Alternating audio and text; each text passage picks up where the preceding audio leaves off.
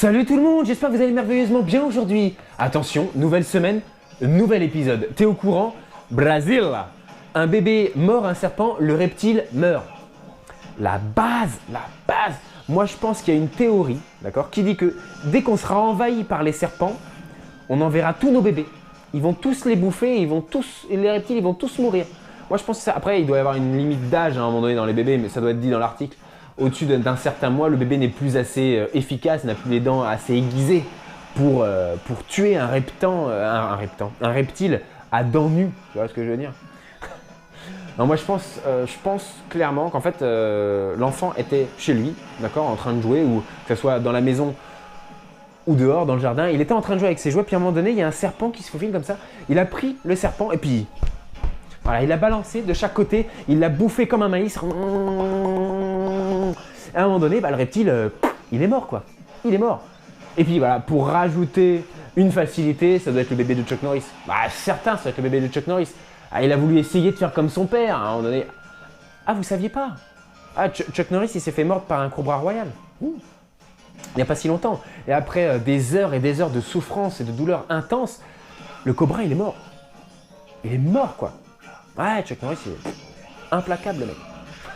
Non, je dois avouer, cette blague, elle est hyper vieille, elle est hyper connue, elle était trop facile. Mais franchement, un bébé mord un serpent et le reptile meurt, waouh, incroyable. On va lire tout de suite l'article parce que j'aimerais bien savoir un petit peu exactement comment ça s'est passé.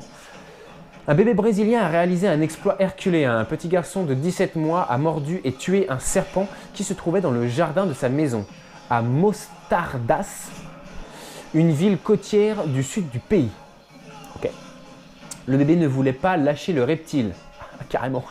Lorenzo était en train de jouer dans le jardin familial dimanche après-midi, dans un quartier habituellement peu fréquenté par les serpents, quand sa mère a découvert que l'enfant avait un serpent dans sa bouche.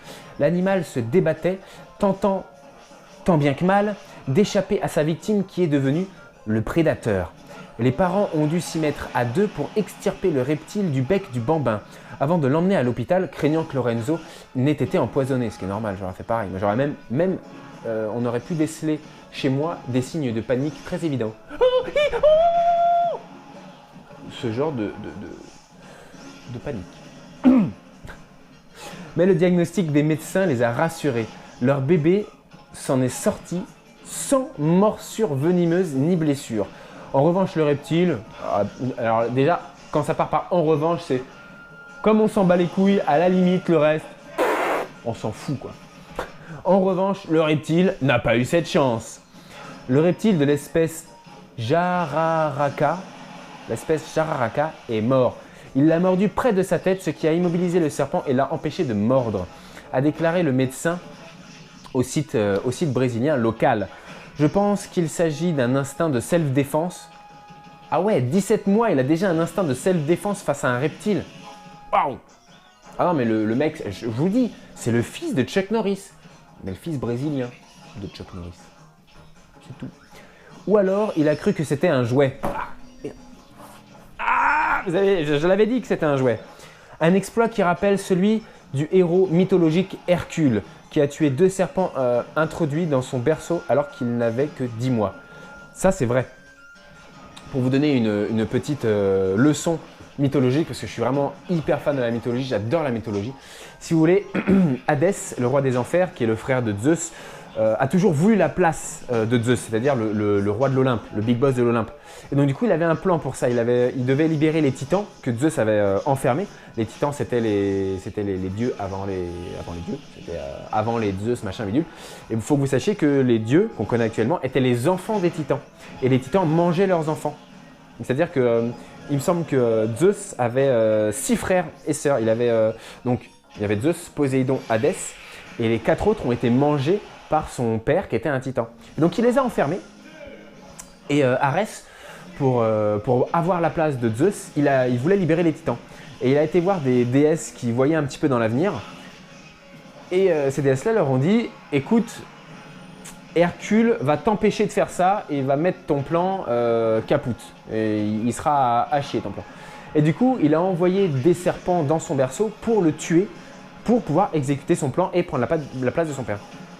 grossièrement, c'est ça. Je ne vais pas dans les détails non plus, mais c'est exactement ce qui s'est passé dans la mythologie. Enfin, pas exactement, parce que je vous dis que c'est du en bref, mais c'est approximativement ce qui s'est passé dans la mythologie. Et je suis hyper fan, j'adore la mythologie. D'ailleurs, j'ai un Hercule qui est là, si vous le voyez peut-être un petit peu, il me semble. Ouais, vous le voyez en une partie. Magnifique. En tout cas, moi, je vous dis à la semaine prochaine, les loulous. Passez une très très bonne semaine et portez-vous bien. N'oubliez pas, au fait, le tiercé gagnant. On aime, on partage et on s'abonne. Ça, c'est le tiercé YouTube.